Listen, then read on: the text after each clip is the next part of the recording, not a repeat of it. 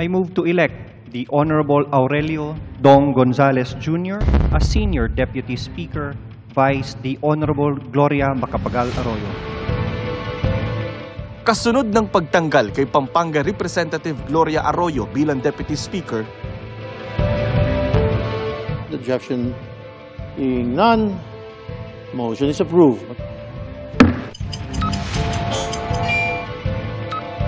nagbitiw si Vice President Sara Duterte sa partidong Lakas. Magbalos-los ka.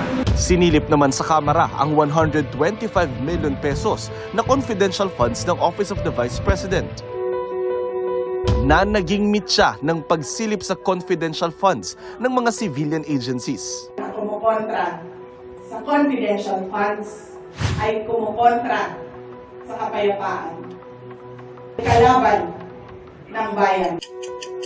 Our panel reached a unanimous decision to remove or realign the controversial confidential funds. Ang kanyang amang si dating Pangulong Rodrigo Duterte bumanat sa Kamara dahil dito, kaya dumepensa ang liderato nito. Nakakaisa tayo tumindig kung inaatake ang ating institusyon.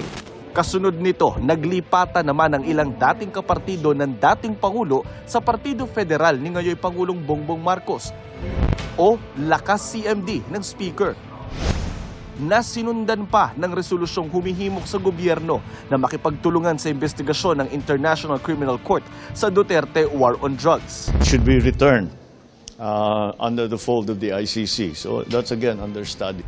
Umugong din ang usaping impeachment laban kay Vice President Duterte. We don't want her to be impeached. I believe I still have the trust of President Marcos Jr. Tanong tuloy ng ilan, nagkakalamat na ba ang unit team?